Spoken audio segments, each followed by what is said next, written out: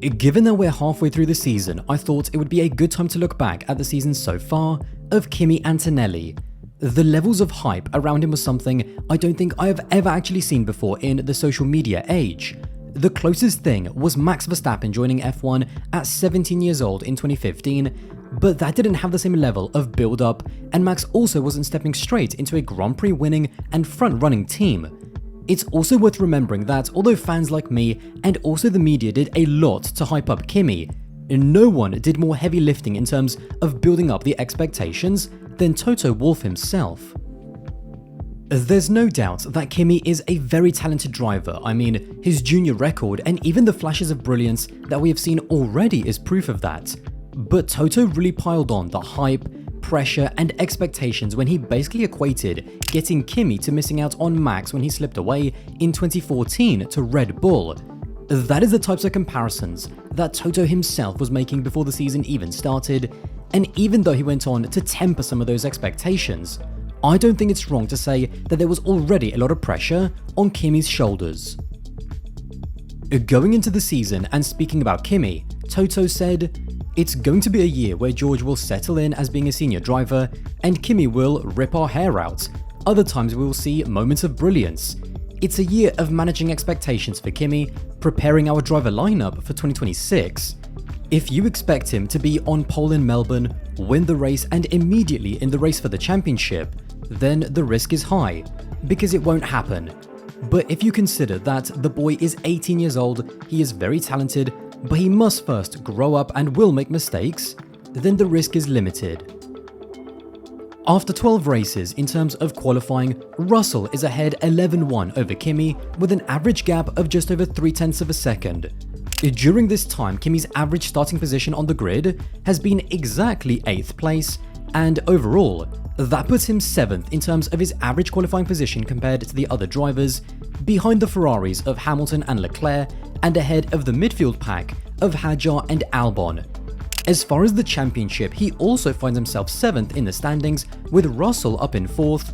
He has scored exactly 30% of the team's total points so far. However, he finds himself closer in points to Albon behind him than he does to Hamilton in front of him. And now, to be honest, when I sat down to make this video, I kind of had a bit of recency bias because I just assumed that Antonelli was doing worse than he actually is. But when you look at just the numbers, he is doing totally fine. I wouldn't say that he's exceeding expectations or made a massive impression to suggest that he's going to be an all-time great like a Hamilton or Verstappen, but for a debut season at 18 years old, at a top team with all of the pressures that are associated with driving for a race-winning team, he has had a very solid start. He's not really troubling the established pack of race-winning drivers, but he's also not embarrassingly behind them and looking like an underperforming liability, like pretty much every single second Red Bull driver has over the past few years. It's at this point that I think it's also worth mentioning that Antonelli is being compared to a very tough teammate in George Russell, who I would argue is driving the best he has ever driven in his career. Russell is thriving in his role as the team leader, and not only has he already won a Grand Prix, but he is also in a pretty interesting battle with Max for P3 in the championship. Having said that, I think the teammate element is also not as relevant as some people might make it out to be, because Antonelli is not an anomaly. If you are a rookie or someone who's very inexperienced and who has been given a rare opportunity to race for a top team, your teammate is always going to be someone who's impossibly difficult to beat. There is very few comps for Antonelli, with the only drivers that I can think of being Damon Hill in 93, who went up against Alain Prost at Williams, Jacques Villeneuve in 96 going up against Damon, who himself then became champion that season, and then Lewis in 07 going up against the reigning two-time world champion Fernando Alonso at McLaren. The point is that it's a trade-off that every single driver in Kimi's position has had to deal with before. Yes, you have a very strong teammate with a lot more experience than you, but you also have a car which is capable of results that most rookies can't even dream of. Going into the season, Antonelli had about as much testing and preparation as it's legally possible under the current testing restrictions, with 9,000 kilometers of TPC running, over 1,200 kilometers in pre-season testing, totaling over 10,200 kilometers in F1 machinery before Australia. Given that Antonelli is just 18 years old, in general he's just not a very experienced racing driver by virtue of his age, and therefore it doesn't surprise me that, with the pressure of being a Mercedes driver along with his inexperience, his approach at the beginning of the season was definitely a cautious one. Kimi, by his own admission, was always building up to weekends slowly throughout free practice, because especially after crashing in Monza during FP1 last year, which really played on his mind, I don't think he wanted to develop an early reputation as a crash-prone driver. That mentality is almost the opposite to Ollie Behrman, who has pushed a lot harder earlier in the weekends and has also shown a lot more raw pace, but has also made a lot more mistakes because of it. It's just felt that so far we have seen a very tame and very safe Antonelli, almost as if he's operating at 80%. But I think it speaks to the fact that, unlike Russell, he hasn't had the confidence to really push the car consistently, and he has definitely been cautious of making too many mistakes. The first 6 races were a very solid base. P4 on his debut in very tricky conditions, and then 4 6th place finishes to keep the points coming. That is when it felt that Antonelli tried to turn things up a little bit, push more throughout practice to extract more performance out of the car a lot more earlier during the weekend, and unfortunately it coincided with a terrible run of races. Apart from Canada, he has failed to score points in 5 out of the last 6 races, with crashes in Monaco and Austria, as well as bad luck with reliability in Imola and Spain.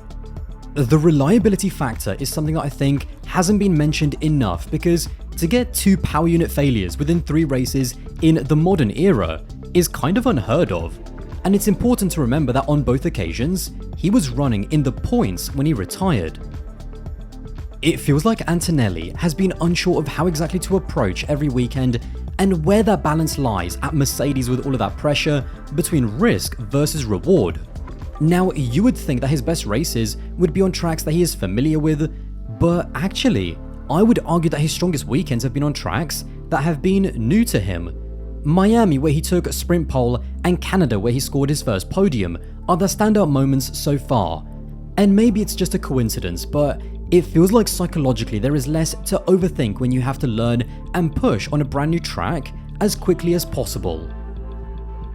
Something else that is perhaps less talked about is the fact that, yes, Toto has said that they are preparing Kimi for 26 when everyone is going to go through a reset, but the fact is that he still doesn't have a contract for 26.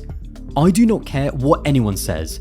Until that contract is signed, sealed and delivered, Antonelli can't take anything for granted, and that uncertainty over his future, especially over the past couple of months with all of the increased speculation surrounding Max and George, that has to have some kind of psychological effect on Kimi.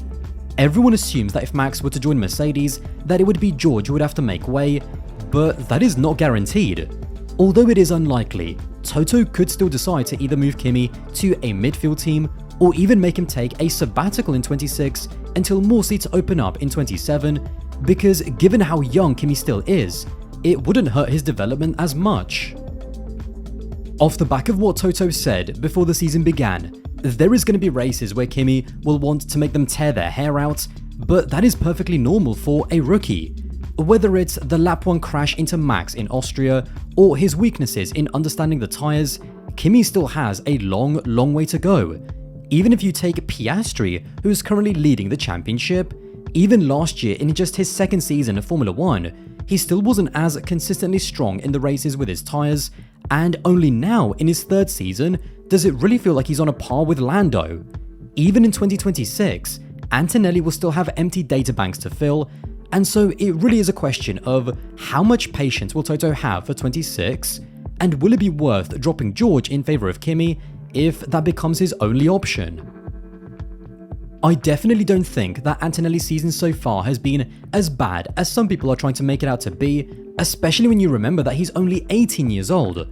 Albeit, I would like to see more of those incredible peaks and glimpses of what we know he's capable of, but the problem is that he's clearly feeling a little bit tight, and he's clearly still driving with a level of conservatism and fear to not make mistakes. And now that is understandable, because being a rookie for Mercedes is a whole different level in terms of pressure and scrutiny to someone like Behrman at Haas or Bortoleto at Sauber. I also think that it's fair to say that Antonelli has not yet shown the type of potential we thought he might at the beginning of the season that makes me want to believe that he's going to be a multiple-time world champion, but I do think that it's now over to Toto and Mercedes to find a way to alleviate some of that pressure, whether it's inside of the team or even contractually for the future, so that we can see more of his true potential over the last half of the season. Well, there you have it. If you did enjoy this video, then don't forget to subscribe. That would be massively appreciated, and I'll see you in the next one.